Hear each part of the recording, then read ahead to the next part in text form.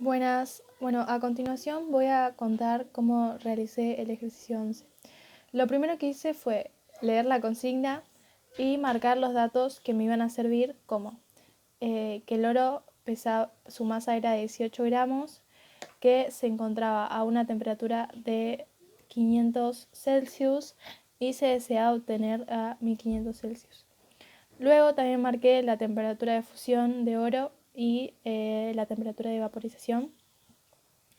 Y luego me guié con esta línea, la cual puse los estados y marqué su temperatura inicial, su temperatura final, pero como se puede ver está en kelvins y en la consigna decían Celsius, y lo que hice para pasarlo a kelvins fue a la temperatura inicial le sumé 273 kelvins y me dio 773 kelvins. Y a la temperatura final le agregué 273 kelvins y me dio 1773 kelvins. Luego también había marcado a la temperatura que se fundía y a la temperatura que se vaporizaba. Luego, cuando ya había armado este cuadro, lo que realicé fue identificar las etapas. Y bueno, las etapas son, primero, el cambio de temperatura, ya que había pasado de 773 a 1338 kelvins, y esto significa que era calor sensible. Luego, la etapa 2, que se fundió el estado, es decir, que pasó de sólido a líquido, y esto era calor latente. Luego, la etapa 3, que también hubo un cambio de temperatura, ya que estaba a 1338 kelvins y pasó a estar a 1773 kelvins.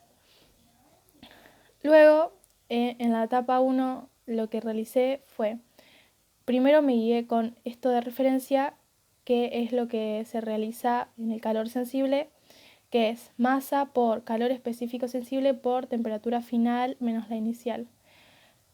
Como podrán ver, acá en la masa no está a 18 gramos, sino que está en 0,018 kilogramos.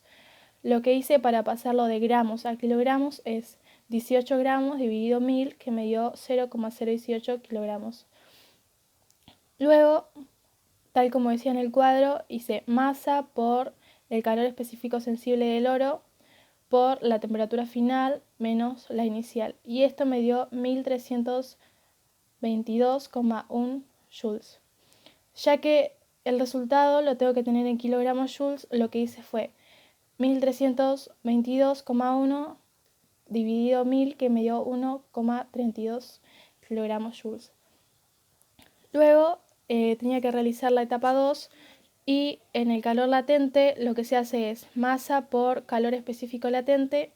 Entonces hice 0,018 kilogramos por 64.500 joules sobre kilogramos por kelvins, y esto me dio un resultado de 1000,161 joules.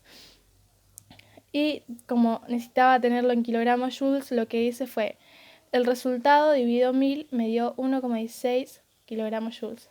Luego en la etapa 3 hice exactamente lo mismo que en la etapa 2, lo único que diferenciaba era la temperatura final y la inicial. Entonces hice masa 0,018 kilogramos por calor específico sensible 130 joules dividido 130 joules kilogramos por kelvins por temperatura final menos temperatura inicial, que me dio 1017,9 joules. Esto lo dividí en 1000 y me dio 1,02 kilogramos joules.